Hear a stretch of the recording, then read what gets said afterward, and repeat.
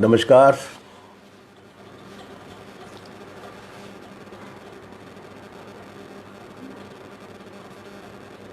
इससे पहले कि अपन लोग अपनी जिस विषय पर आज चर्चा करनी है उस चर्चा को आरंभ करें,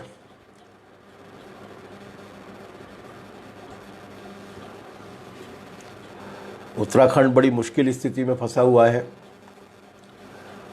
इसके सभी नागरिकों और विद्यार्थियों को इस पूरी आपात स्थिति से बाहर निकलने के लिए हार्दिक शुभकामनाएं। कल बहुत ज़ोरदार बारिश हुई है, बहुत ज़बरदस्त ओले पड़े हैं, बर्फ़ की चादर बिछ गई है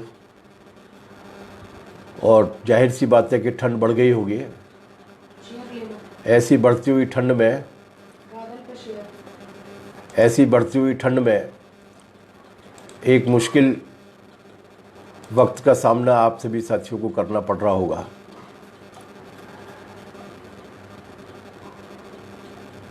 हमारी हार्दिक शुभकामनाएं आपके साथ और उम्मीद है कि इस अनावश्यक ठंड से बचने के लिए जो ज़रूरी उपाय हैं उन उपायों को आप सभी साथी लोग करेंगे। लेकिन समस्या केवल मौसम की नहीं है ना,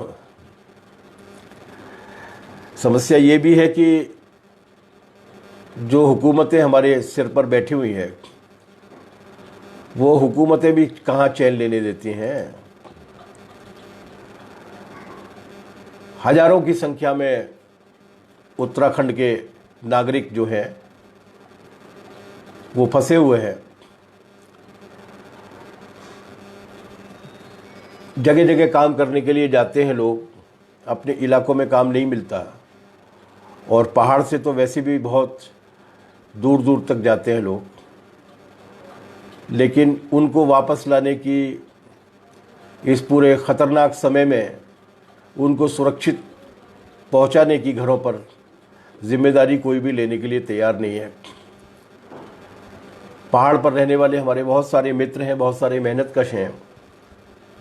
हमारी ज़िंदगी में भी एक विद्यार्थी के नाते से लेकर एक ट्रेड यूनियन कार्यकर्ता तक और अब एक किसान सभा के एक्टिविस्ट के नाते बहुत सारे मित्र हमारे संपर्क में रहे जो पहाड़ों पर रहने वाले लोग थे।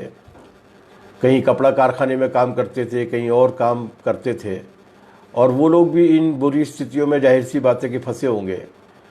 तो ऐसी स्थिति है, उन्हें बाहर लाने का जिम्मा कौन लेगा। कल एक खतरनाक फैसला हुआ है। कर्नाटक की सरकार ने वहाँ के उद्योगपतियों और बिल्डिंग बनाने वाले बिल्डर्स के कहने पर जो ट्रेनें चलाई थी इनको वापस पहुँचाने के लिए, उन ट्रेनों को कैंसिल करने का फैसला ले लिया है, क्योंकि उनका उद्योग घरानों का ये कहना है कि अगर ये लोग चले जाएंगे तो फिर हमारा काम कौन करेगा। अमेरिका के एक बड़े कॉरपोरेट पूंजीपति ने कहा था कि अगर 150 हज़ार लोग 10-20 हज़ार लोग अगर मर जाते हैं, उनसे ज़्यादा महत्वपूर्ण ये है कि उद्योग चलने चाहिए, मुनाफा होना चाहिए। ये जो स्थिति है वो स्थिति ये साबित करती है कि इनको हमारी बिल्कुल भी फिक्र नहीं है। अभी मैं पढ़ रहा था इंटरनेट पे अखबार, तो मालूम पड़ा कि जिन लोगों को लौटा के लाए थे उन्हें वहाँ पहुँचाना था, रुद्रप्रयाग जाना था, लेकिन वो बस बजाय रुद्रप्रयाग जाने के सीधे वहाँ पर चली गई चमोली।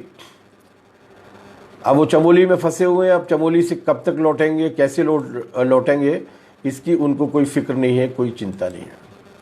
ये जो स्थितियां हैं वो स्थितियां इस बात को साबित करती हैं कि सरकारें किस कदर गंभीर हैं। उनकी गंभीरता तो उजागर हो गई। अभी स्कूल कॉलेज खुलने की या उनकी पढ़ाइयों का जो नुकसान होने वाला है उसकी पूर्ति किस तरीके से की जाएगी, इसके बारे में अभी कोई विचार नहीं हो रहा। जो भूखे लोग हैं उन भूखे लोगों तक राशन किस तरीके से पहुंचेगा, आमदनी में जो संकट पैदा हो गया उसके बारे में क्या करेंगे, इसके बारे में कोई विचार नहीं हो रहा। लेकिन शराब के ठेके खुल गए हैं और शराब के ठेकों के जरिए अभी ये सुना गया है कि सरकार जो है वो कोशिश कर रही है कि किस तरीके से उन पर भी एक सेस लगा दिया जाए और उसके नाम पर भी टैक्स वसूल किया जाए। तो ये जो स्थिति है, राजेंद्र सिंह नेगी जी आ गए हैं, उन्हें हमारा सलाम, हमारे बहुत पुराने मित्र हैं वो। और तो मैं ये कह रहा था कि फिक्र नहीं है उन्हें इस सारे सवालों की, और वो फिक्र नहीं है इसलिए वो पूरी निर्लज्जता के साथ, पूरी निर्ममता के साथ उसी शोषण को बढ़ाने के काम में लगे हुए हैं जिस शोषण के काम को वो आज तक करते आए हैं। महामारी के समय भी, आपदा के समय भी, लोगों की परेशानियों के समय भी, इन सारी समय के बीच में भी इन किस तरीके से उनको बचाया जाना चाहिए लोगों को, इस बात की फिक्र नहीं है। फिक्र केवल एक बात की है कि उनका मुनाफा किस तरीके से बढ़े। नरभक्षी हो गए हैं, आदमखोर हो गए हैं। और ये जो आदमखोरपन है, वो आदमखोरपन पूरी मनुष्यता को कहाँ ले जाएगा, इसके बारे में सोचकर भी सिहरन होती है। मुझे लगता है कि पर्याप्त संख्या में मित्र आ गए हैं, इसलिए अब हमें उस मुद्दे पर बातचीत शुरू करनी चाहिए जिस मुद्दे पर बातचीत करने के लिए हम लोग यहाँ पर इकट्ठा हुए हैं। और वो मुद्दा ये है कि आज एक बहुत बड़े महान व्यक्ति को हम लोग याद करना चाहते हैं, जो मार्क्स के विरोधी भी हैं। उनकी भी राय में पूरी मनुष्यता में अभी तक जितने प्रभावशाली व्यक्ति पैदा हुए हैं, उनकी सूची अगर बनाई जाएगी तो उस सूची में ऊपर के नामों में एक नाम जरूर होगा, और वो नाम होगा कार्ल मार्क्स का। इसलिए कि उन्होंने इतिहास को इस तरीके से प्रभावित किया है कि जो उनके शत्रु भी हैं, जो उनके दुश्मन भी हैं, वो भी उनकी अनदेखी नहीं कर सकते।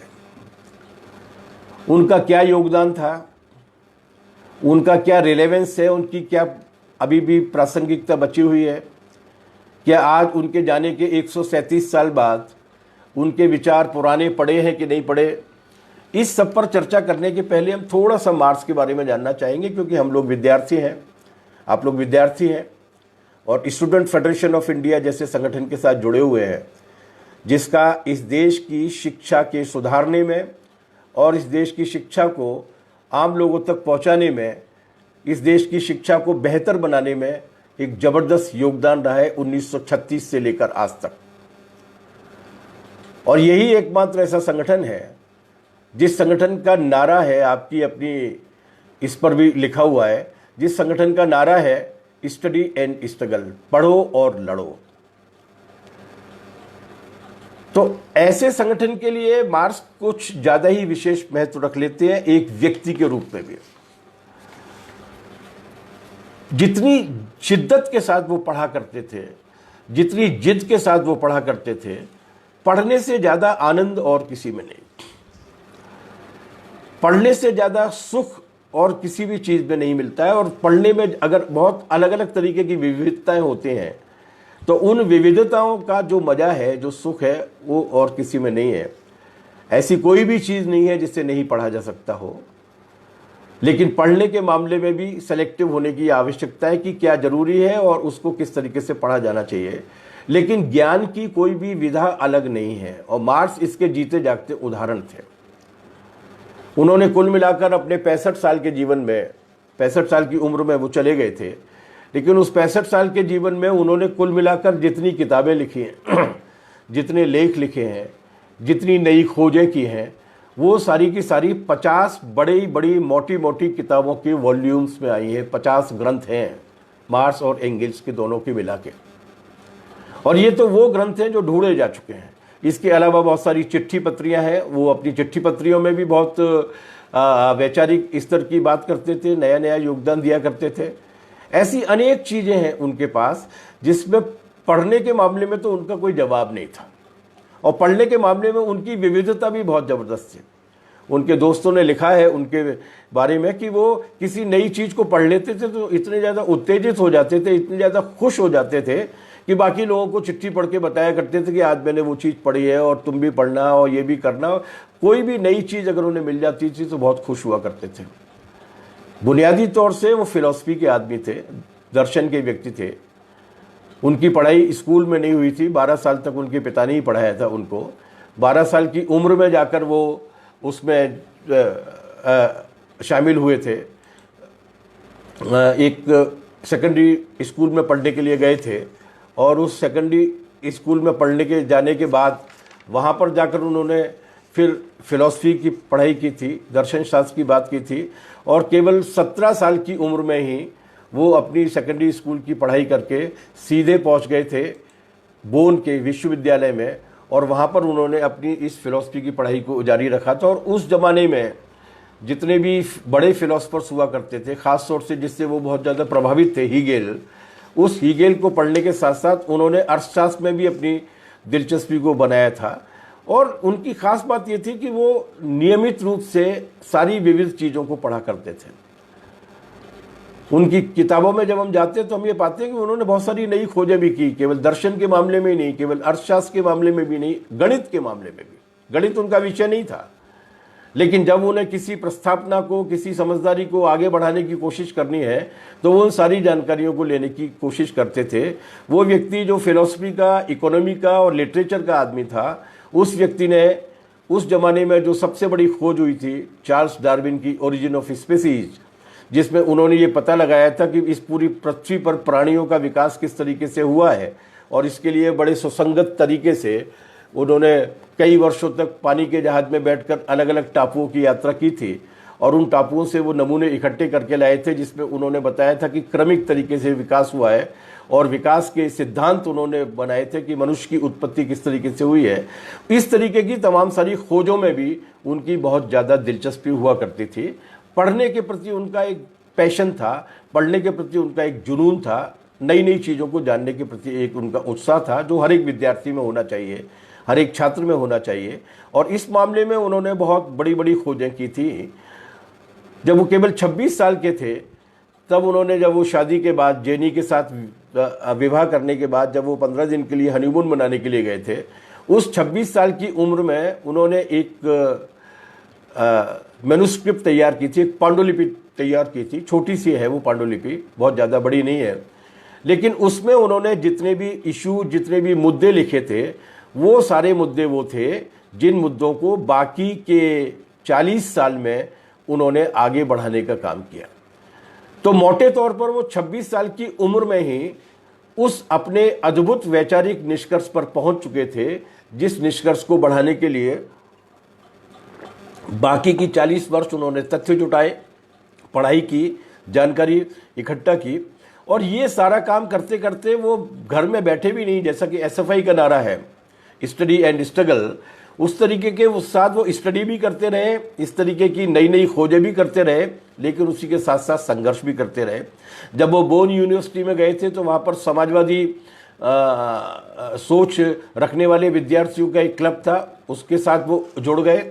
जब वो उसके बाद वहाँ गए थे और उसके साथ साथ एक पोइट्स क्लब बनाया था, कवियों का एक क्लब था। मार्क्स बहुत बड़े कवि भी थे, उनकी कविताओं की के 3 खंड भी छपे हैं, खास तौर से प्रेम कविताओं के भी छपे हैं, क्योंकि कोई भी क्रांतिकारी वही मनुष्य बन सकता है जो ठीक तरीके से प्रेम करना जानता है। जो प्रेम से वंचित हैं, वो प्रेम से वंचित लोग कभी भी अच्छे क्रांतिकारी नहीं बन सकते, क्योंकि मनुष्यता से प्रेम करना, प्रकृति से प्रेम करना, प्राणी से प्रेम करना, जीवन से प्रेम करना, ये एक आवश्यकता है और उस आवश्यकता को करने वाले वो बड़े आदमी थे। पोइट्स क्लब में शामिल हुए और इसी के साथ साथ उसके बाद वो जहाँ भी रहे, अपनी स्टडी के साथ साथ, अपनी पढ़ाई के साथ साथ आंदोलनों का भी हिस्सा रहे। और यही वजह थी कि जिस जर्मनी में वो पैदा हुए थे, जिस जर्मनी के एक बहुत बड़े परिवार के वो हिस्से थे, जिस जर्मनी के एक मंत्री की बेटी के साथ उन्होंने विवाह किया था, उस जर्मनी की सरकार को भी उनका लिखना बर्दाश्त नहीं हुआ और वो जो अखबार निकाला करते थे, उस अखबार में चूंकि वो सरकार की आलोचना किया करते थे, इसलिए उन्होंने उस अखबार को ही प्रतिबंधित नहीं किया, बल्कि ऐसी परिस्थिति पैदा कर दी कि मार्क्स को निष्कासित कर दिया गया और उन्हें जर्मनी छोड़कर ब्रुसेल्स आना पड़ा। और लगभग 12 साल उन्होंने, लगभग 3 साल उन्होंने ब्रुसेल्स में भी काटे। लेकिन ब्रुसेल्स में भी वहाँ की हुकूमतों को भी वो रास नहीं आए। उसके बाद उन्हें वहाँ से भी निष्कासित किया गया। फिर उन्हें पेरिस जाना पड़ा। पेरिस जाने के बाद भी वो खामोश नहीं बैठे और वहाँ पर भी जो मजदूर आंदोलन थे, जो मेहनतकश जनता के आंदोलन थे, उन मेहनतकश जनता के आंदोलनों के साथ संपर्क स्थापित किया। और उस संपर्क स्थापित करने के बाद वहाँ भी वो जब गतिशील हुए, वहाँ भी जब वो क्रांतिकारी कार्रवाइयों में शामिल हुए, लिखा पढ़ी करते हुए भी, तो उन्हें वहाँ से भी निकाल कर बाहर कर दिया गया। और आखिरी में उन्होंने अपनी ज़िंदगी का एक बड़ा हिस्सा जो है वो लंदन में काटा। लंदन की लाइब्रेरी में बैठकर लंदन के ट्रेड यूनियन आंदोलन के साथ जुड़ के और अपनी विचारधारा को आगे बढ़ाते हुए, उस विचारधारा के प्रति समर्पित लोगों को जोड़ते हुए। तो ये 3 देशों से निकाले गए, बेल्जियम से निकाले गए, फ्रांस से निकाले गए, जर्मनी से निकाले गए। इसलिए वो एक तरीके से विश्व नागरिक थे। और उस विश्व नागरिक ने पूरे विश्व के बारे में जिस तरीके से सोचा है, उतना विराट फलक के साथ एकदम नया सोच देने वाला, एक ऐसा नया सोच जो पिछले 5000 वर्षों में पूरी दुनिया के विद्वानों ने जो अच्छी अच्छी चीज़ें इकट्ठी की थी, उन सबको संगठित करके एक जगह पर रखने वाला व्यक्ति, उनसे बड़ा कोई व्यक्ति नहीं हुआ है। इसलिए एक विद्यार्थी के नाते हमें इस बात की आवश्यकता है कि हम उनके जीवन के इस हिस्से से खास तौर से सीखने की कोशिश करें।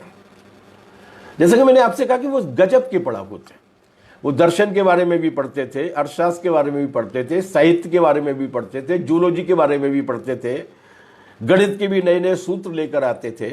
प्राचीन साहित्य से लेकर नए साहित्य तक जितना भी कविता लिखी जा रही है, उपन्यास लिखे जा रहे हैं, उन्होंने खुद अपने जीवन में भी एक उपन्यास लिखा था कविता के अलावा भी। इन सब चीज़ों के करते हुए भी वो उस क्रांतिकारी गतिविधि में शामिल रहे जिस क्रांतिकारी विचार को उन्होंने दिया था। इतना बड़ा व्यक्ति कोई और आधुनिक समाज में नहीं हुआ। इसलिए उन्हें जानना जरूरी है क्योंकि आज गौतम बुद्ध का दिन है, आज बुद्ध पूर्णिमा है।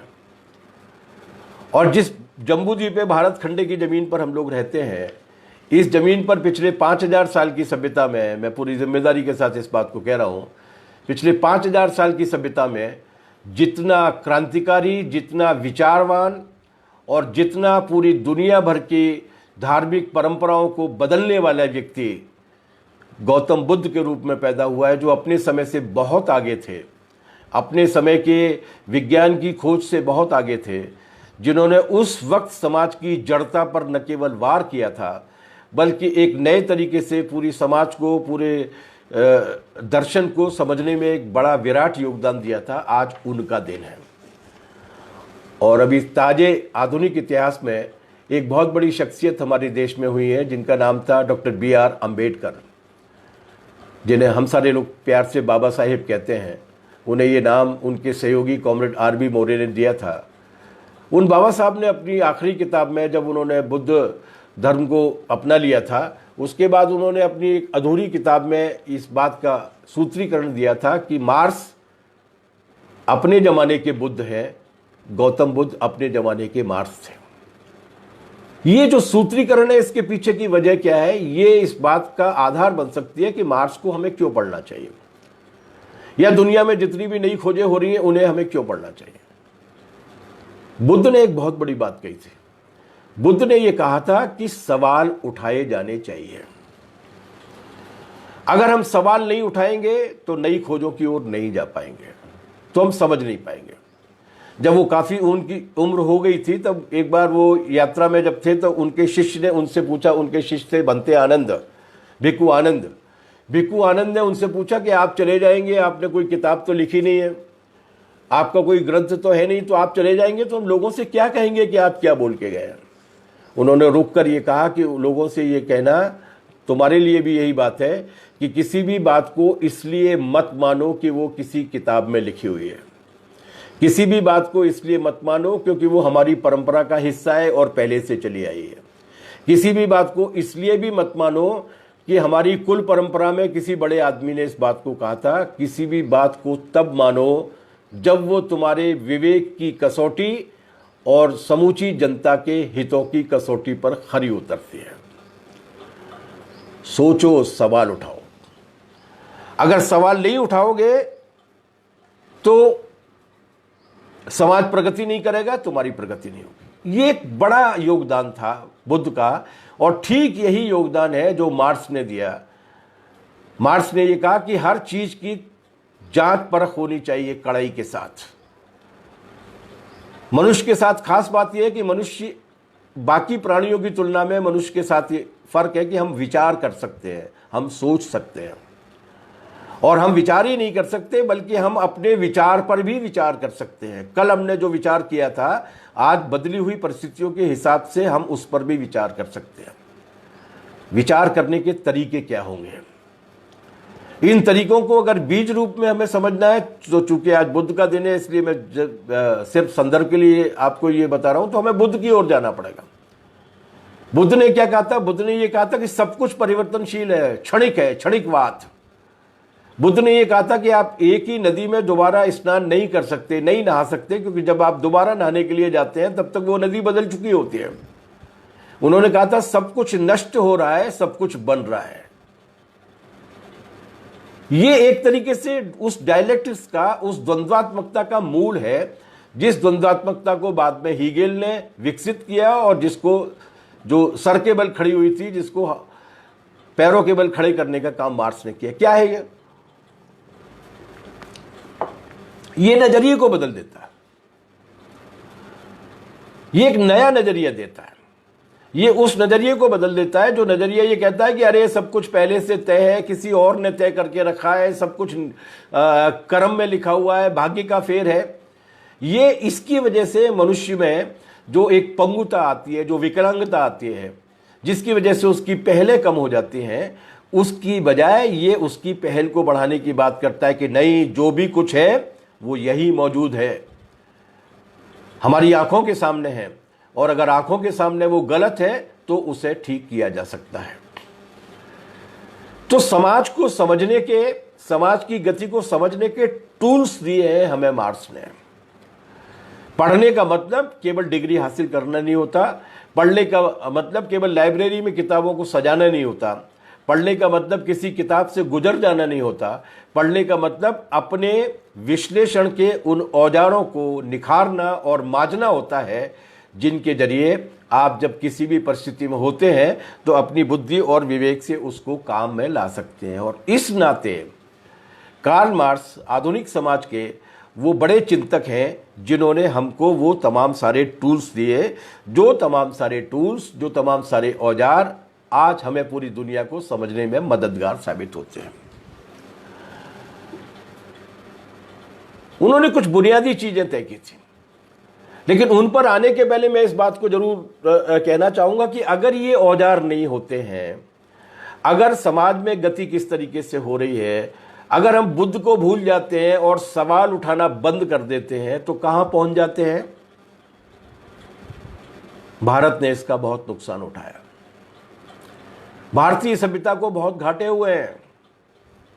मैं केवल एक उदाहरण आपको दे रहा हूं, और वो उदाहरण है शोध का, खोजों का। इस देश में उस जमाने में अपेंडिसाइटिस का ऑपरेशन कर लिया था सुश्रुत ने, जब यूरोप के लोग पेड़ों पर रहा करते थे बिना कपड़े पहने हुए। कुतुब मीनार के बगल में जो लोहे की लाट बनी हुई है तकरीबन 2500 साल पुरानी, उस स्टील को बनाने का, उस इस्पात को बनाने का आविष्कार हमारे मेटलर्जी के कारीगरों ने उस जमाने में कर लिया था जब यूरोप में बसाहट भी नहीं हुई थी, लोग रहने के लिए भी नहीं गए थे। और बात केवल यहीं तक नहीं है, बात उससे भी आगे की है। और बात उससे आगे की ये है कि उस जमाने में यहां पर गणित की, अंतरिक्ष विज्ञान की खोज की जा चुकी थी, लगभग गैलीलियो के समकालीन, बल्कि उससे भी पहले की बात है, जब हमारे यहाँ पर आर्यभट्ट ने, जब हमारे यहाँ के शोधार्थियों ने इस बात का पता लगा लिया था कि सूरज पृथ्वी के चारों ओर नहीं घूमता है, पृथ्वी सूरज के चारों ओर घूमती है।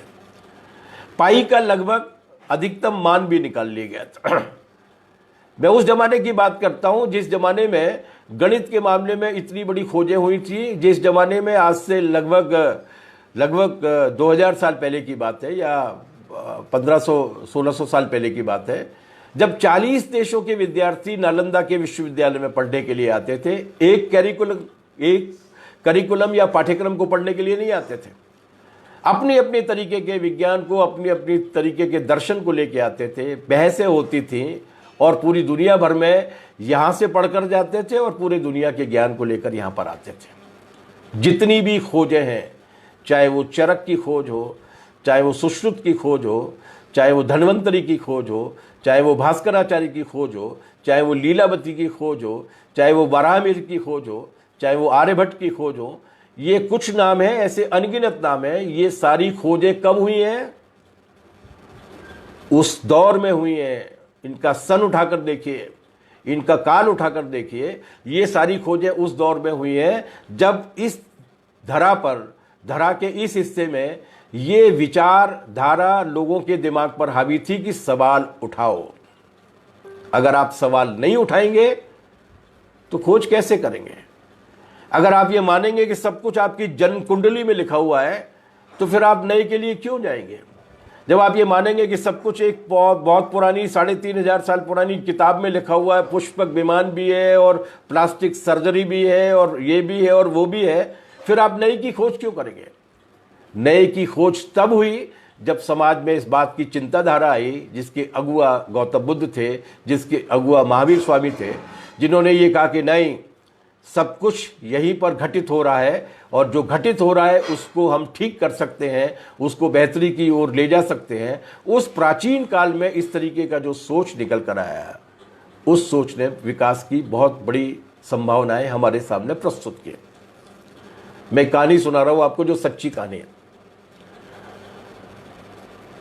एक नौजवान था, वो एक कुएं पर पानी निकाल रहा था और पानी निकालकर अपने जानवरों को पिला रहा था। इस बीच में उस जमाने के जो बहुत बड़े ज्योतिषी थे, वो अपने 15-20 शिष्यों के साथ वहां से निकले। गर्मी का मौसम था, उनको प्यास लगी थी। उन्होंने उससे कहा कि हमको पानी पिला दो। पानी पिलाने के पहले उनने पूछा कि क्या नाम है तुम्हारा, किस परिवार के हो? उनका आशय ये था कि उसकी जाति क्या है। तो उस व्यक्ति ने जवाब दिया कि प्यास की तो कोई जाति होती नहीं है, आप तो पानी पीजिए, महाराज, जाति से क्या मतलब। लेकिन उन्होंने पूछा, खैर वो संयोग से उस परिवार के थे जिस परिवार के छुए हुए पानी को हमारे ज्योतिषी जी महाराज पी सकते थे। पानी पीने के बाद सारे लोगों को पानी पिलाया, बहुत सारी बाल्टियां खींचनी पड़ी होंगी उनको। तो उस नौजवान ने फिर उनको अपना हाथ दिखाया कि आप तो बहुत बड़े ज्योतिषी हैं हमारे राज के, जरा मेरा हाथ देखकर बताइए कि मेरे हाथ में पढ़ने लिखने की कितनी संभावना है, आपका ज्योतिष क्या कहता है। उन्होंने उसका हाथ देखा और उन्होंने कहा कि तुम्हारे हाथ में निरक्षर भट्टाचार्य बनने की संभावना है, तुम जीवन में कभी नहीं पढ़ लिख पाओगे और केवल पशुओं को चराने का, जानवरों को चराने का काम करोगे। जाहिर सी बात है कि उस नौजवान को बुरा लगा हुआ।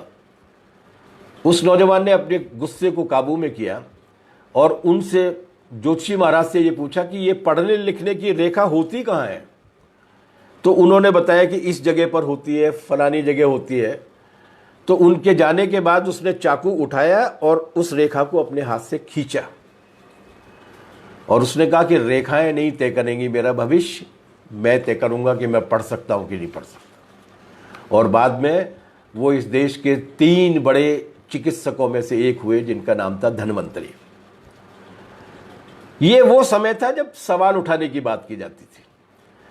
तो अगर हम सवाल उठाने की, और एक समय आया जब दोबारा से जीत गए वो लोग जिनका ये कहना था कि नहीं, सब तुम्हारी जन्म कुंडली में राहु की वजह से और केतु की वजह से और शनि और बुध की वजह से होता है, तुम्हारी नियति में लिखा हुआ है। एक ऐसा विचार हावी हो गया इस पूरे समाज के ऊपर, जिस समाज ने ये कहा कि नहीं, जो पैदाइशी रूप से फलाने फलाने वर्ण में पैदा हुए हैं केवल वही पढ़ेंगे, बाकी लोगों को पढ़ने का मौका नहीं मिलेगा। अब अगर कोई लोहार पैदा हुआ है, लोहार परिवार में, वो अगर लोहे की नई शोध करना चाहता है, उसके लिए अगर वो पढ़ना चाहता है तो उसे पढ़ने का कोई अधिकार नहीं है।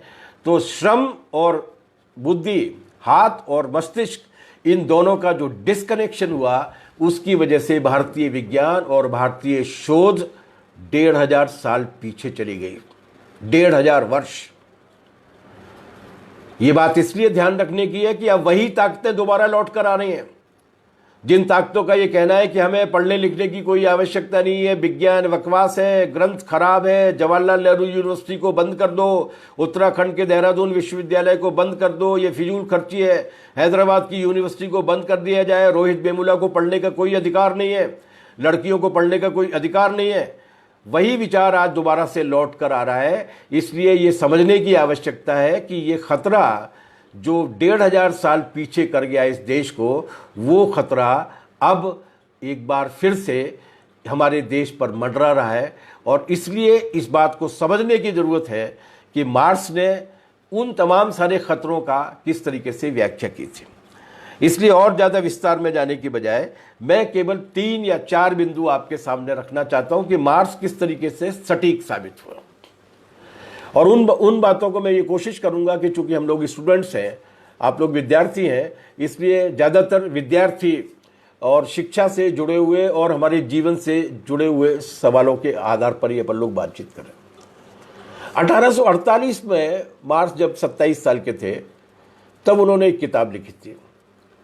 उन्होंने एंगल्स के साथ मिलकर एक किताब लिखी थी। असल में उनके साथ के जितने भी नौजवान थे वो सारे नौजवान इकट्ठा हुए थे और उन्होंने कहा था कि ये दुनिया में जो दर्शन चल रहा है वो भी गलत है, उसको ठीक करना चाहिए, और दुनिया में जो सिस्टम चल रहा है वो भी गलत है, इसको ठीक किया जाना चाहिए। इसके लिए क्या करें, बोले कुछ एक घोषणा पत्र अपने को तैयार करना चाहिए जिसके आधार पर पूरी दुनिया को हम अपना संदेश देंगे। एक किताब लिखने का जिम्मा दिया गया और वो मार्क्स और एंगल्स ने लिया।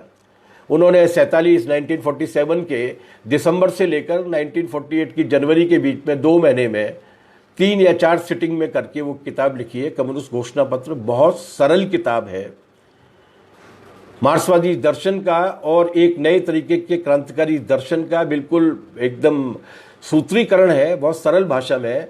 अगर आपको मौका मिले तो पढ़िएगा। उसमें उन्होंने एक मार्के की बात कही थी, उसमें उन्होंने पूंजीवाद की व्याख्या की और पूंजीवाद की व्याख्या करते करते कहा कि ये सब फालतू की बात है, कि ये लोकतंत्र लेके आता है, ये समृद्धि लेके आता है, ये बहुत संपन्नता लेके आता है, ये बड़ी आज़ादी लेके आता है। बोले ये फालतू की बात है, ये केवल मुनाफे के लिए लालच और हवस लेके आता है। और दुनिया के उन सारे रिश्ते और ये जो मार्के की बात उन्होंने कही है उसमें कि पूंजीवाद मुनाफे के स्वार्थ के अंदर हमारे जितने भी पवित्र रिश्ते हैं उन सारे पवित्र रिश्तों को स्वार्थ के रुपए पैसे के जोड़ के बर्फ के ठंडे पानी में डुबो देता है।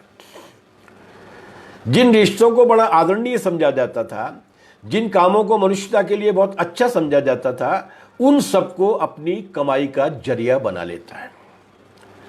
और मैनिफेस्टो में जिक्र करते हुए उन्होंने 3-4 पेशों का जिक्र किया है। उन्होंने कहा जैसे शिक्षक हैं, अध्यापक हैं।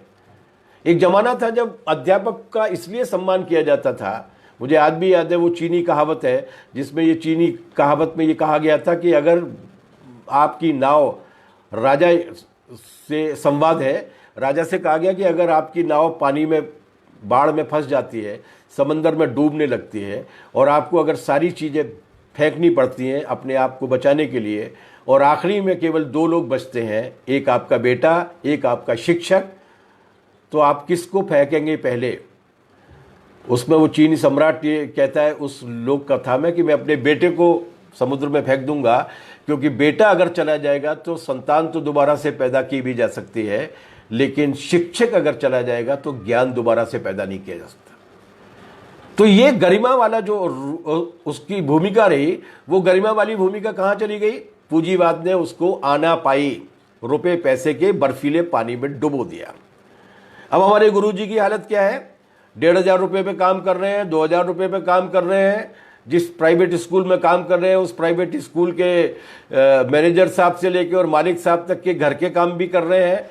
और अगर सरकारी विद्यालय में काम कर रहे हैं तो पशु गिनने का काम भी कर रहे हैं, चूहे गिनने का काम भी कर रहे हैं, जनगणना का भी काम कर रहे हैं, परिवार नियोजन का भी काम कर रहे हैं।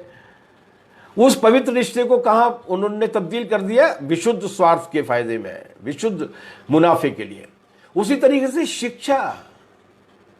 शिक्षा कोई कमोडिटी हो सकती है क्या? शिक्षा कोई माल हो सकती है कि जिसे बेचकर मुनाफा कमाया जाए? लेकिन इस पूंजीवाद ने उस शिक्षा को भी पूरी तरीके से इतना ज़्यादा कमर्शियलाइज कर दिया है कि अब वो जो एक मनुष्य का स्वाभाविक अधिकार होना चाहिए, दुनिया के बारे में जानना, अपने आप को शिक्षित करना, नए से नए साहित्य को, नई से नई खोज को, नई से नई जानकारी को पढ़ना, उस अधिकार को उन्होंने सीमित करके अब कैपेसिटी टू पे के आधार पर निर्धारित कर दिया है कि अभी अगर आपकी भुगतान क्षमता है तो आप उसको हासिल कर सकते हैं। यही तो मार्क्स ने कहा था कि डॉक्टर के रिश्ते को, शिक्षक के रिश्ते को, अध्यापक के रिश्ते को, यहाँ तक कि परिवार के रिश्तों को भी शुद्ध स्वार्थ के आनापाई में डुबो देता है। आज मार्क्स के गुजर जाने के 137 साल बाद हम उनको अपनी नंगी आंखों से देख रहे हैं। ये मनुष्यता के खिलाफ होते हैं, और मनुष्यता के किस कदर खिलाफ होते हैं इसका उदाहरण कल ही देख लीजिए। 10 ट्रेनें चलने वाली थी, टिकटें खरीदी जा चुकी थी, कर्नाटक से 40 दिन तक जो फंसे रहे, जिनको 45-45 दिन का वेतन नहीं मिला है, जिनके 2-2 महीने के वेतन लटके हुए हैं, वो निर्माण मजदूर जब हार के, थक के, इस डर से कि अभी अगर बारिश आ जाएगी तो उसके बाद कोरोना का आतंक किस तरीके से फैलेगा, उनको विश्वास नहीं है सरकार द्वारा किए जाने वाले कामों पे, वो अपने घर वापस लौटना चाहते हैं कि जैसे भी रहेंगे घर में जाकर रह लेंगे। और कुछ पूंजीपति, कुछ उद्योगपति, कुछ बिल्डर्स कर्नाटक के मुख्यमंत्री येदियुरप्पा के पास जाते हैं, उनसे कहते हैं कि ये अगर चले जाएंगे तो हमारा काम कौन करेगा, और ट्रेनें कैंसिल कर दी जाती हैं। मानवता और मुनाफा जब दो पलड़ों में होता है तो आज के, जैसा कि मार्क्स ने कहा था कि पूंजीवाद में वो पलड़ा मुनाफे की ओर घुसता है, मुनाफे की ओर झुकता है, मनुष्यता के प्रति उनके मन में कोई सम्मान नहीं होता। ये मार्क्स की मौलिक खोज थी। मार्क्स ने पूंजी के उन तमाम सारे मुखौटों को उतार दिया था जिनके बारे में कहा जाता था कि ये बड़ी प्रोग्रेसिव है, ये बड़ा नई खोज लेकर आई है, ये बड़ी आज़ादी है। काहे की आज़ादी? भारतीय संविधान के हिसाब से जो नागरिक समान है, उन नागरिकों की समानता बंगलौर में कल इस बात पर तय हुई है कि किसकी पूंजी, किसकी थैली ज़्यादा बड़ी है, और जो बड़ी थैली वाले 15-20 लोग थे उनके आधार पर दसियों हजार लोगों की ट्रेन को कैंसिल कर दिया गया। अब वो मरते हैं तो मरे, लेकिन उनकी ईंट को चुनने के लिए, उनकी बिल्डिंगों को बनाने के लिए, उनके मुनाफे को बढ़ाने के लिए उन्हें वहाँ पर एक बंधुआ गुलाम की तरीके से रहना पड़ेगा। यही तो पूंजीवाद है। किसने कहा कि मार्क्स पुराने हो गए? मार्क्स रोज नित नए रूप में निखर कर हमारे सामने आ रहे हैं, और वो ये बता रहे हैं कि ये लुटेरे जो होते हैं वो मुनाफे के लिए किसी को भी नहीं छोड़ते। इन्होंने, ये पूंजीवाद की देन है कि उन्होंने न केवल शिक्षा को, न केवल विज्ञान को, न केवल चिकित्सा को, न केवल मनुष्य के जीवन को, बल्कि पूरे के पूरे देश की एकता और देश की समृद्धि को भी, देश की मजबूती को भी अपने मुनाफे के लिए दांव पर लगा दिया है। यही तो पूंजीवाद की व्याख्या की थी मार्क्स ने। मार्क्स ने यह कहा था कि ये कभी संकट से बाहर नहीं आता, ये एक संकट से निकलता है दूसरे संकट में जाता है। अभी शिक्षा का व्यावसायीकरण कर दिया, बाकी सब लोगों के लिए कह दिया कि ब्लैक बोर्ड पे पढ़ो, आंगनवाड़ी कार्यकर्ता पढ़ाएगी आके, और बेरोजगारों की फौज बढ़ा दी। बेरोजगारी क्या हमारी नाकाबिलियत की वजह से है? बेरोजगारी उनके हित की वजह से है। मार्क्स ने यह कहा था कि बेरोजगारी पूंजीवाद का बाई प्रोडक्ट है। जितना ज्यादा मुनाफा होगा उतनी अधिक बेरोजगारी होगी, क्योंकि मुनाफे को पैदा करने के लिए पहली शर्त यह है कि मुनाफे को पैदा करने वाले को कम से कम भुगतान दिया जाए। और कम से कम भुगतान देने के 2-3 तरीके हैं। पहला तरीका तो यह है कि उसको दिए जाने वाले वेतन को कम कर दो, उस पर काट छाट करते रहो। दूसरा तरीका यह है कि इस तरीके की आधुनिक टेक्नोलॉजी का इस्तेमाल करने लगो कि जो काम 10 मजदूर किया करते थे उन कामों को करने के लिए एक से ही काम ले लिया जाए। और इसका मुनाफा बढ़ाने का तीसरा तरीका यह है कि बाजार में बेरोजगारों की भीड़ को तैयार रखो, ताकि कम से कम मजदूरी की दर पर लोग काम करने के लिए तैयार हो जाए।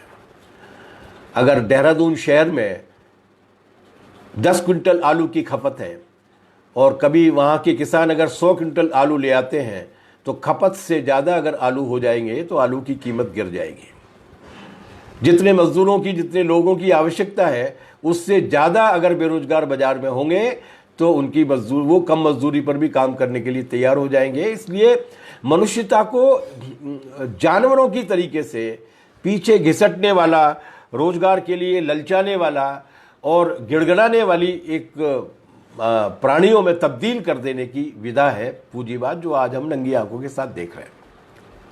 मैं जानता हूं, व्यक्तिगत रूप से ऐसे व्यक्तियों को जानता हूं जिन्होंने 5-5 लाख 7-7 लाख रुपया बैंक से लोन लेने के बाद इंजीनियरिंग की है, आईटी में बढ़िया पढ़ाई की है, फर्स्ट क्लास इंजीनियरिंग की है, और अब जब कभी उनके पिता या माता हमको मिलती हैं, हम उनसे पूछते हैं कि बेटा या बेटी कहाँ पर है, तो वो ये बताते हैं कि नोएडा में है, 30,000 रुपये महीने पर काम कर रहा है, 10,000 रुपये महीने पर नोएडा में कमरा आता है। बेंगलोर में है, 26,000 रुपये महीने पर काम कर रहा है। जो एक अनस्किल्ड लेबर की वेतन होनी चाहिए, उससे भी कम वेतन पर काम करने के लिए मजबूर हैं हमारे पढ़े लिखे नौजवान, क्योंकि उन्हें भुगतान अगर हो जाएगा तो बिल गेट का मुनाफा कैसे तैयार होगा। तो जो दूसरी बात उन्होंने कही थी कि पूंजीवाद का एक अनिवार्य गुण यह है कि वो बेरोजगारी पैदा करेगा, वो बड़े पैमाने पर विपन्नता को पैदा करेगा, वो आज हम अपनी आंखों के साथ देख रहे हैं। गरीबी हम अपनी आंखों के साथ देख रहे हैं। 7.5 करोड़ टन अनाज जमा है एफसीआई के गोदाम में, 7.5 करोड़ टन, बहुत होता है। चूहे खा रहे हैं उसको, उसके रखरखाव पर सरकार का जो खर्चा हो रहा है वो करोड़ों रुपए में है। लेकिन अभी कोरोना की वजह से लोग भूख में मर रहे हैं, उनके लिए कहा जा रहा है कि भैया इनको बांट दो, हर एक को बांट दो। बोले नहीं, इनको नहीं बांटेंगे, एथेनॉल बनाने के लिए दिया जाएगा पूंजीवादी कंपनियों को। एथेनॉल से वो कहते हैं कि इससे सैनिटाइजर्स बनेंगे, लेकिन सैनिटाइजर ही नहीं बनते, एथेनॉल से दारू भी बनती है, शराब भी बनती है। पिछले 5 साल में इस देश में पानी के जहाजों में भरकर जितना करोड़ों टन अनाज, लाखों टन अनाज दुनिया के विकसित देशों के लिए, खासतौर से यूरोप के लिए भेजा गया है शराब बनाने के लिए, उतना अनाज अगर इस देश की जनता में बांट दिया जाता तो 9 महीने की गर्भवती गणेशी को पैदल चलकर मीलों दूर, सैकड़ों मील अपने गांव वापस जाने के लिए विवश नहीं होना पड़ता। लेकिन अगर उसको वो बांट देंगे तो उनके मुनाफे पर असर पड़ेगा। उसको वो अगर बांट देंगे तो बाजार में जो लोग मुनाफा कमाने के लिए उनकी कॉरपोरेट कंपनियां बैठी हैं उनको घाटा हो जाएगा। तो इंसान मरता रहेगा, चूहे खाते रहेंगे, एथेनॉल बनता रहेगा, लेकिन इस देश की जमीन पर पैदा हुआ अनाज इस देश की जनता को नहीं बटेगा। यही तो पूंजीवाद है, यही तो पूंजीवाद है जो अपने लिए ही अपनी खुद की सेवा करता है। तो आज उनकी 2 प्रस्तावना है कि पूंजीवाद लोकतंत्र नहीं लाता, तानाशाही लाता है। पूंजीवाद समृद्धि नहीं लाता, गरीबी लाता है, पूंजी का केंद्रीकरण करता है। और पूंजीवाद किसी भी तरीके से मानवता का भला नहीं करता, बल्कि मानवता को नुकसान करता है, उसको वंचित करता है। वो सही सामने आ गया। एक और बात थी जो मार्क्स ने सबसे पहले कही थी। मार्क्स जिस जमाने में पैदा हुए थे उस जमाने का बड़ा आप्त वचन माना जाता था कि अब्राहम लिंकन ने कहा है कि democracy is for the people, by the people, of the people. जनता के लिए, जनता की, जनता के द्वारा। मार्क्स ने कहा ये फालतू की बात है। जितने भी शासन होते हैं, जितनी भी राज करने वाली सत्ताएं होती हैं, वो उस राज करने वाली सत्ता की ओर से दूसरे वर्ग को और जनता को दबाने का हथियार होते हैं। For the capital, by the capital, of the capital होते हैं, जो आज के जमाने में for the corporate, by the corporate, of the corporate हो गई है।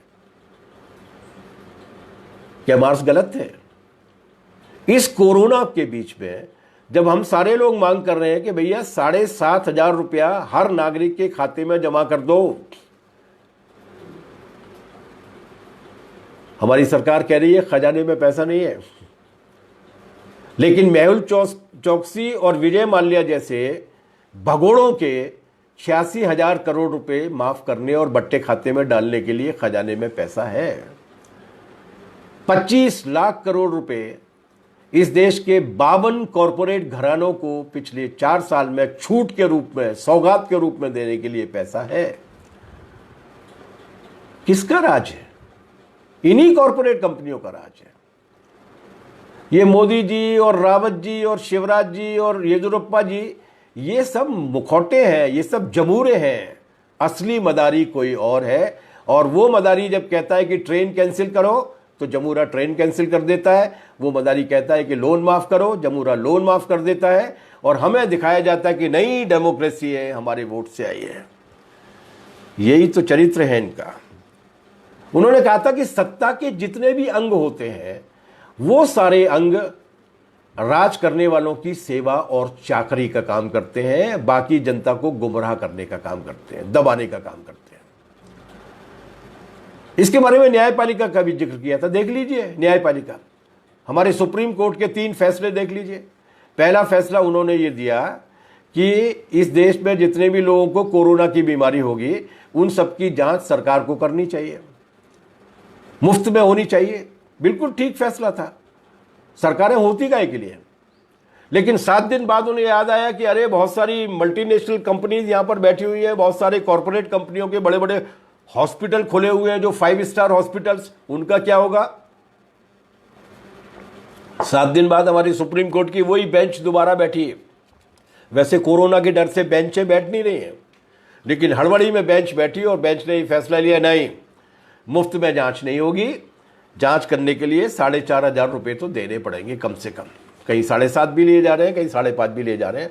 सिर्फ बहुत ज्यादा गरीब लोगों की ही मुफ्त में जांच की जाएगी, जो असल में किसी की नहीं होती। दूसरा फैसला देख लीजिए, जैसे ही कोरोना का संकट आया इस देश में 14 करोड़ लोग बेरोजगार हुए, 14 करोड़ की नौकरी छीनी है। यूरोप के तमाम सारे देशों की कुल जनसंख्या से ज्यादा। उनकी कोई परमानेंट आमदनी नहीं थी, परमानेंट नौकरी नहीं थी, रोज कमाते थे, रोज खाते थे। कहां जाएंगे, क्या करेंगे। एक जनहित याचिका लगाई गई, पीआईएल लगाई गई सुप्रीम कोर्ट में। ये मांग की गई कि सरकार से कहा जाना चाहिए कि इनको जब तक कोरोना का संकट है, जब तक लॉकडाउन है, जब तक इनकी रोजगार की बहाली नहीं हो जाती, तब तक इनको सरकार की ओर से पैसा दिया जाना चाहिए। 3,500 या 5,000 रुपए की मांग की गई थी। सुप्रीम कोर्ट ने क्या फैसला दिया। सुप्रीम कोर्ट ने कहा कि खाने के लिए खाना दिया तो जा रहा है, सुबह और शाम पैकेट्स दिए तो जा रहे हैं, पैसे की क्या जरूरत है। एक सभ्य समाज में सर्वोच्च न्यायपालिका अगर मनुष्य को एक जानवर से ज्यादा नहीं समझने को तैयार है, वो ये समझती है कि 4 पूड़ी और सूखी हुई सब्जी, सुबह और 4 पूड़ी और सूखी हुई सब्जी देकर ही जिंदगी ठीक तरीके से काटी जा सकती है, ये क्या है। ये उन्हीं वर्गों के शासन के इशारे पर चलने वाले उसके तंत्र है, और क्या है। राजसत्ता का एक और अंग है। मार्क्स ने कहा था कि वो भी उन्हीं के लिए काम करते हैं। मार्क्स ने कहा था कि ये जो राज करने वाले लोग हैं वो लाठी के दम पे राज नहीं करते, बंदूक के दम पे राज नहीं करते। वो तो करते हैं, कई बार चलाते भी हैं, लेकिन इतनी ताकत नहीं होती। वो विचार के जरिए राज करते हैं। वो पैरों में बेड़ी नहीं डालते, वो दिमाग में बेड़ी डालते हैं, और वो बेड़ी अपना वैचारिक वर्चस्व कायम करके की जाती है। होई है सोई जो राम रचि राखा। अब क्या करें, कोरोना आ गया तो अरे क्या करें, नहीं सरकारें क्या करने के लिए होती हैं, विज्ञान क्या करने के लिए होता है, बोले नहीं। तो ये, और इस दौर में आपके दिमाग में आक्रोश नहीं आए, जनता गुस्से में नहीं आए, तो नकली तरीके से काम पहनाने की में भी लग गए हैं। इसके लिए मीडिया बहुत बड़ा औजार है। जब हम मीडिया की बात करते हैं तो मीडिया में काम करने वाले पत्रकारों या कैमरामैनों की बात नहीं करते हैं। वो तो वेतनभोगी लोग हैं, उनके मरने की भी खबरें नहीं छपती हैं उनके खुद के अखबारों में। उनके साथ हुए हादसों की, पिटाई की भी खबरें नहीं छपती हैं उनके खुद के अखबारों में। जब वो आरएसएस और बीजेपी के लोगों के द्वारा पीटे जाते हैं, उसके कैमरा आते हैं, तो उसकी उनका अपना टेलीविजन चैनल भी उनकी चोट की खबर नहीं दिखाता। हम बात कर रहे हैं उन मालिकों की जो इन पर कब्जा करके बैठे रहे। क्या कैंपेन चल रहा है, गोबर पे चलेगा, गौमूत्र पे चलेगा।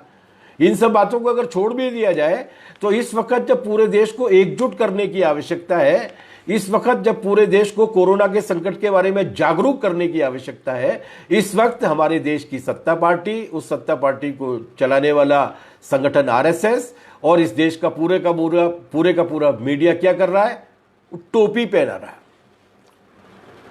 वो कोरोना का धर्म तय कर रहा है, और कोरोना का धर्म तय करने के लिए भी बहुत ही सेलेक्टिवली उन खबरों को प्लांट किया जा रहा है जिन खबरों के जरिए उनके उस झूठ को बल मिलता है। तबलीगी जमात के जरिए फैला, निजामुद्दीन की मरकज में तबलीगी जमात के रूप में 2700 लोग इकट्ठा हो गए। अरे सवाल उल्टा है श्रीमान, और सवाल ये है कि इसी तबलीगी जमात की यही जो सेशन है जो दिल्ली में निजामुद्दीन के मरकज में हुआ वो मुंबई में होने वाला था, और मुंबई की सरकार ने उनको परमिशन देने से मना कर दिया था कि कोरोना फैला हुआ है, दुनिया के तमाम सारे देशों के लोग आएंगे, हम अपने यहाँ पर किसी तरीके का जोखिम नहीं लेना चाहते, ये सेशन नहीं होगा।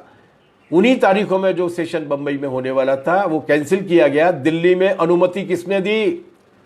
कौन है? हिंदुस्तान का गृह मंत्री, जिसे ये जानकारी थी कि मुंबई ने, महाराष्ट्र ने मना कर दिया, इसके बाद भी अनुमति दी गई। मलेशिया और इंडोनेशिया जिन देशों के साथ आवागमन पे 15 दिन पहले रोक लगा चुके थे दुनिया के तमाम सारे देश, क्योंकि वहां कोरोना फैला हुआ था, वहां के तबलीगी गुरुओं को आने की इजाजत के लिए वीजा किसने दिया? वो साइकिल पर बैठकर नहीं आए थे, बाइक पर चलकर नहीं आए थे, हवाई जहाज से आए थे, जिसके लिए सरकार को वीजा देना पड़ता है। वीजा देने वाला कौन था? कौन है गृह मंत्री इस देश का? पहले उस समस्या को पैदा किया, अब जानबूझकर उसको टोपी पहनाने की कोशिश की जा रही है। 2700 लोग इकट्ठा हुए थे तबलीगी जमात के रूप में। कोरोना के समय में इतने लोगों को इकट्ठा किया जाना बेवकूफ़ी का काम था, गलत काम किया गया था। लेकिन 25,000 लोग इकट्ठा हुए थे सिद्धालिंगेश्वर में, कर्नाटक में, मेले में।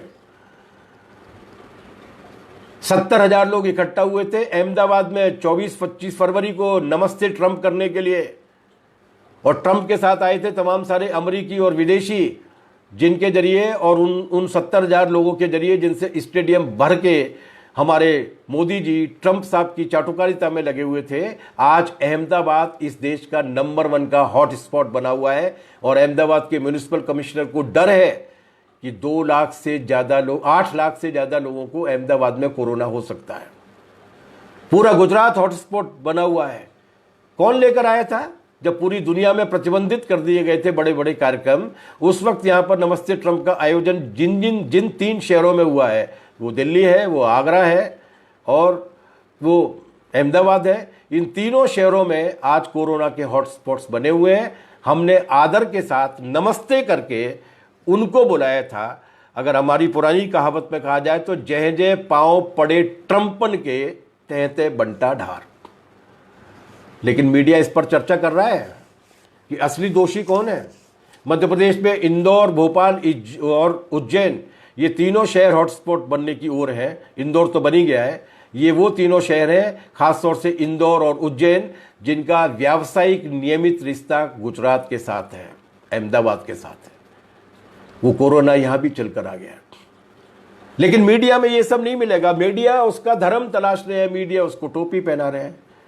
ये अचानक नहीं होता, ये पूरी योजना का हिस्सा होता है, ताकि लोगों के गुस्से को डाइवर्ट किया जा सके और उसको एक नए तरीके के उन्माद में बदला जा सके। और दुर्भाग्य की बात यह है, इस देश के लिए दुर्भाग्य की बात यह है कि किसी देश की जनता के बीच में फूट डालने के लिए उसके दुश्मन देश अरबों रुपया खर्च करते हैं, इसके बाद भी फूट नहीं डाल पाए 70 साल में वो हमारे देश में।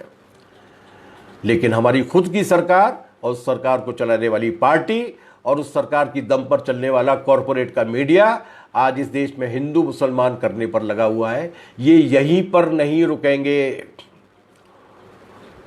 ये लोगों को गुलाम बनाने के लिए उस हथियार को लेकर आएंगे। और आप उनके प्रचार को समझ लीजिए, पिछले 15 दिन में उनका जो नया एजेंडा शुरू हुआ है, मुसलमान उनके टैक्टिकल टारगेट है। असली टारगेट है उनका मनुस्मृति को इस देश में लागू करना। और उनके 3 तरीके के प्रचार शुरू हो गए हैं। अगर आप उनकी आईटी सेल के व्हाट्सएप देख रहे हैं तो आप पढ़ रहे होंगे, उनके बड़े बड़े विद्वान उस पर लेख लिख रहे हैं। क्या लिख रहे हैं कि अब लगा रही है दुनिया मास्क। हमारे यहां तो पहले से ही घूंघट लगाने की प्रथा थी, कितनी महान थी। अब पूरी दुनिया अब घूंघट में जा रही है। हमारे देश में तो पहले से ही था, अब उनकी अगर चलेगी तो वो दोबारा से घूंघट को लाने की कोशिश करेंगे। वो ये कह रहे हैं कि अब पूरी दुनिया कह रही है कि एक दूसरे को छुओ मत, हाथ मिलाओ मत, गले मत मिलो। अरे हमारे यहाँ तो पहले ही था, बहुत सारे लोगों को छुआ नहीं जाता था, और छुआछूत की हमारी जो प्रथा थी वो कितनी महान थी, दुनिया अब देख रही है। हमारे यहाँ जो हम उच्च जाति के द्विज लोग हुआ करते थे, वो किसी को अगर छू लेते थे तो लौट के, अभी तो ये हाथ धोने की बात कर रहे हैं 20 सेकेंड, हम तो नहाया करते थे। तो छुआछूत महान थी, पर्दा प्रथा महान थी। और अगर इनका यही सिलसिला चलता रहा तो ये सैनिटेशन की भी नई व्याख्या लेकर आएंगे। ज्योतिबा फुले की किताब है गुलामगिरी, उसे पढ़िएगा तो आपको मालूम पड़ेगा कि जिस जमाने में ज्योतिबा फुले ने दलितों और शूद्रों की और पिछड़ी जातियों की और गरीब जातियों की इस वर्णाश्रम और मनुस्मृति के खिलाफ लड़ाई लड़ी थी, उस जमाने में पुणे की हालत क्या थी? उस जमाने में पुणे की हालत ये थी कि तथाकथित छोटी जातियों के लोगों को अपने गले में कटोरा बांध के निकलना पड़ता था, ताकि अगर उनको रास्ते में थूक आए तो उस थूक को वो अपने कटोरे में ही डालें, जमीन पर नहीं फेंकें। उन्हें अपनी कमर पर पूंछ की तरह एक लंबी झाड़ू बांध के चला करनी पड़ती थी। और ये कल्पना की बात नहीं है, ये होता था इस देश में। जिसके खिलाफ बगावत हुई, भीमा कोरेगांव हुआ, उसको पूंछ बांधनी पड़नी थी ताकि उसके पैर जहां जहां पड़ रहे हैं वहां वहां साफ होता चला जाए। उसे उस दिशा में चलना पड़ता था ताकि सूरज की जो के रोशनी पड़ने की वजह से उसकी परछाई भी किसी दूसरे को न छू जाए। तो अब वो ये लेकर आएंगे कि हमारे पुराने जमाने में सैनिटेशन का कितना ख्याल रखा जाता था कि ये बीमार लोग जो हैं, जो गरीब लोग हैं, जिनमें से बदबू आती है, उनके गले में टांग दिया जाता था कटोरा। ये जो स्थिति है, ये स्थिति वहीं तक जाने वाली है। तो इसलिए इस बात को भूल जाइए कि उनके एजेंडे पर कौन है। इस बात को याद रखिए कि वो इस संकट काल में भी देश की जनता को विभाजित करने से बाज नहीं आ रहे हैं। समय ज़्यादा हो रहा है, इसलिए मैं बहुत सारी चीज़ों पर नहीं जाऊंगा, लेकिन एक चीज़ पर जरूर कहूँगा कि एक और उनका बड़ा योगदान था। जैसे उन्होंने पूंजी के वास्तविक चरित्र को बताया, जैसे उन्होंने राज करने वाली संस्थाओं के भी पर्दे उतार दिए, मुखौटे उतार दिए, नकाब उतार दिए, उसी तरीके से उन्होंने एक बात और कही थी। और उन्होंने ये कहा था कि ये जो बदलाव होगा वो आदमी के बदलने से नहीं होगा। नागनाथ की जगह सांपनाथ को लाने से समस्या का समाधान होने वाला नहीं है। उन्होंने जो विकास के गति के नियम खोजे थे, जो उनकी बड़ी खोज थे, जिस गति के नियम ने विज्ञान की बहुत सारी समस्याओं को सुलझा दिया था, पदार्थ में किस तरीके से गति होती है, उन्होंने 3 नियम दिए थे। कभी आपको कोई साधारण सी किताब भी अगर आप पढ़ेंगे तो उसमें आपको मिल जाएगा, बिल्कुल कठिन नहीं थे। उन्होंने कहा था कि गति किसी बाहरी कारण की वजह से नहीं होती, गति पदार्थ के मुख्यतः गति जो है वो पदार्थ के अंदर जो 2 विरोधी शक्तियां मौजूद होती है उनके बीच में संघर्ष की वजह से होती है। उन्होंने कहा था कि इस गति का दूसरा नियम ये है कि ये मात्रा पहले मात्रा में होती रहती है, उसके बाद एक क्रिटिकल पॉइंट आता है जब वो गुण में हो जाती है। जैसे पानी को अगर आप 100 डिग्री तक जमा करेंगे, गर्म करेंगे, तो उसके बाद वो 100 डिग्री तक तो वो पानी रहेगा, लेकिन जैसे ही क्रिटिकल पॉइंट आता है वैसे ही वो एकदम से भाप में बदल जाता है। तो उन्होंने कहा कि इस गति की वजह से, जो संघर्ष की वजह से हो रही है, उस गति की वजह से पहले मात्रात्मक परिवर्तन होता है, फिर गुणात्मक परिवर्तन होता है। और तीसरी बात उन्होंने कही थी कि नई चीज पैदा होती है, पुरानी चीज खत्म होती है, नई चीज भी पैदा होती है, वो भी खत्म होती है, फिर एक और नई चीज पैदा होती है। जिसके लिए उन्होंने कहा था कि एक बार निषेध होता है, उसके बाद नया बनता है, उसके बाद दोबारा निषेध होता है, और ये प्रक्रिया चलती रहती है। विकास आगे की ओर होता है, पीछे की ओर नहीं होता। यही नियम उन्होंने समाज पे भी लागू किया और ये पता लगाया कि किस तरीके से जब हम जंगल में रहा करते थे, तब उसके बाद क्यों हम एक दास प्रथा के रूप में संगठित हुए, उसके बाद किस तरीके से वो दास प्रथा जो है वो सामंतवाद में बदल गई, उसके बाद किन परिस्थितियों में, किन संघर्षों की वजह से वो सामंतवाद पूंजीवाद में बदल गया। और अब अगर नीचे से लेकर ऊपर तक बदलता है तो बाद में भी बदलेगा ही, यहाँ थोड़ी ठहरेगा। तो पूंजीवाद जो आ गया है, उस पूंजीवाद के बाद समाजवाद किस तरीके से आएगा।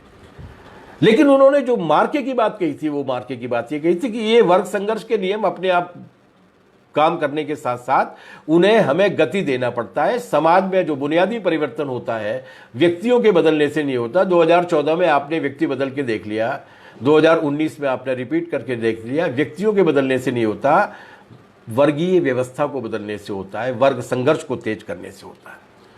और दूसरी बात उन्होंने इसमें ये कही थी कि वर्ग संघर्ष केवल आर्थिक नहीं होते।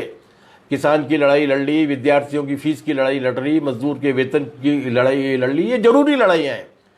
लेकिन वर्ग संघर्ष केवल आर्थिक मोर्चे पर नहीं होता, वैचारिक मोर्चे पर भी होता है, साहित्य में भी होता है, संस्कृति में भी होता है, सामाजिक मुद्दों पर भी होता है। इन सारे मुद्दों पर जो आगे बढ़ने वाली ताकतें हैं उनको लेकर आगे की ओर जाएंगे तो निश्चित रूप से इस समाज में बदलाव होगा। क्योंकि उन्होंने ये कहा था कि दुनिया में अगर कुछ गारंटीड है तो वो है बदलाव। दुनिया में सब कुछ परिवर्तनशील है, परिवर्तन के नियम को छोड़कर परिवर्तन तो होके ही रहेगा। और ये जो उनकी समझदारी थी, उस समझदारी ने उन्हें इतिहास का ही नहीं बल्कि मानव सभ्यता का एक ऐसा युगांतरकारी व्यक्ति बना दिया था कि उन्होंने जो चीज़ें दी हैं, उन्होंने जो टूल्स दी हैं, उन्होंने जो औजार दिए हैं, उन्होंने जो भविष्यवाणी की है, वो भविष्यवाणी अब इस दुनिया को बचाने में कामयाब हो सकती है। मैं आखिरी में केवल 2 उदाहरण देके अपनी बात को ख़त्म करूँगा कि हम तो मार्क्सवाद में विश्वास रखते हैं, मार्क्स को पढ़ के प्रेरित हुए हैं। मार्क्स ने हम जैसे तमाम सारे साथियों के जीवन को, आपके यहाँ पे राजेंद्र सिंह नेगी जी हैं और बहुत सारे अन्य हमारे मित्र लोग हैं जो छात्र आंदोलन से शामिल हुए थे और आज किसानों के बीच में, मजदूरों के बीच में काम कर रहे हैं। लेकिन जो मार्क्स को नहीं मानते, मार्क्सवाद में उस तरीके से विश्वास नहीं करते, वो भी आश्चर्यचकित हो जाते हैं मार्क्स को पढ़ के। मैं 2 उदाहरण आपको दे रहा हूँ। 1991 में जब सोवियत यूनियन में समाजवाद को धक्का लगा और वहां से कम्युनिस्ट पार्टी की सरकार चली गई, तो पूरी दुनिया में बड़ा शोर हुआ। मार्क्सवाद के मरने पर, समाजवाद विचारधारा के पुराने होने पर जितनी शोर मचाया गया, क्योंकि मीडिया उन्हीं का है, अखबार उन्हीं के हैं। उस वक्त एक बहुत बड़े दार्शनिक थे अमेरिका के, जिनका नाम था फ्रांसिस फुकुयामा। उन फ्रांसिस फुकुयामा साहब ने कहा कि अब तो इतिहास का अंत हो गया है। इतिहास जो कबीलाई व्यवस्था से दास प्रथा, सामंतवाद होते हुए पूंजीवाद तक आया था, अब इतिहास यहाँ से आगे नहीं बढ़ेगा, यही व्यवस्था रहेगी, थोड़े बहुत परिवर्तन होते रहेंगे अच्छे बुरे के लिए, समाजवाद नहीं आएगा। 1991 में उन्होंने लिखी किताब जिसका नाम था एंड ऑफ हिस्ट्री। अभी जब पूरी दुनिया को उन्होंने देखा, ग्लोबलाइजेशन के दौर में, वैश्वीकरण, निजीकरण, उदारीकरण के दौर में, तो वो कांप गए और उन्होंने एक किताब लिखी अभी 2 साल पहले और उन्होंने माफ़ी मांगी इस बात के लिए कि 1991 में उन्होंने इतिहास के अंत की जो बात कही थी वो निहायत मूर्खतापूर्ण बात थी, उसके लिए क्षमा मांगी।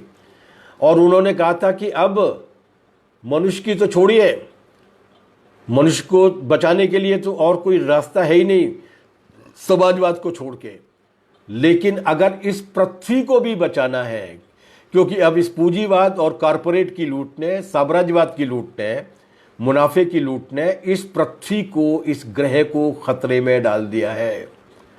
अगर इस पृथ्वी को बचाना है, वो केवल ग्लोबल वार्मिंग की बात नहीं कर रहे थे, वो प्राकृतिक संतुलन को पूरी तरह नष्ट करने का नतीजा है कोरोना जैसे वायरसों का पैदा होना। उन्होंने कहा कि अब अगर पृथ्वी को बचाना है तो उसके लिए एक ही रास्ता है और वो है समाजवाद। अभी कुछ वर्ष पहले की बात है, 2-2.5 साल पहले की बात है, मार्च की जब दूसरी शताब्दी 220 सालगिरह मनाई गई थी, उसके पहले की बात है। दुनिया के जो 10 टॉप इकोनॉमिस्ट हैं जो नोबेल पुरस्कार प्राप्त हैं, उनकी एक मीटिंग न्यूयॉर्क में हुई थी और उन्होंने एक जॉइंट स्टेटमेंट जारी किया था और उन्होंने कहा था कि अब रास्ता इसमें नहीं है 1% वर्सेज 99% में नहीं है, अब रास्ता इस पूरे के पूरे तरीके को बदलने में है, पूंजीवाद के तरीके को बदलने में है, नष्ट करने में, समाजवाद को लाने में।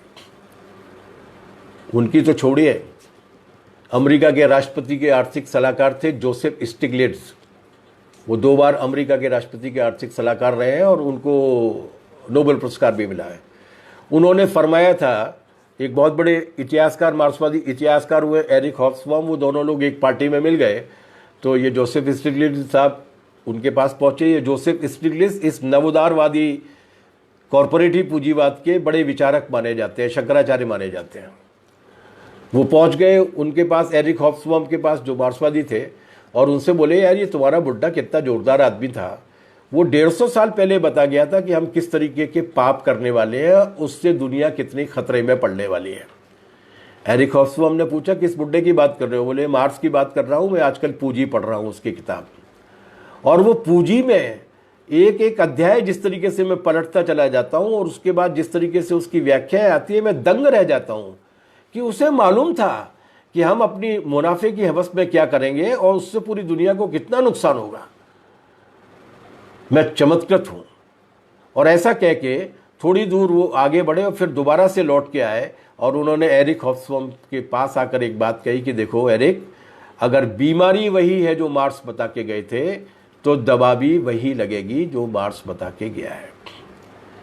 तो आज दुनिया की इस भयानक आपदा में मैंने कोरोना पे ज़्यादा बात इसलिए नहीं की, लेकिन कोरोना ने भी इस पूंजीवाद के वास्तविक चेहरे को उजागर कर दिया है। ये जो बेंगलोर में हो रहा है, कर्नाटक में हो रहा है, येदियुरप्पा की सरकार में हो रहा है, वो ट्रंप की अमेरिका में भी हो रहा है।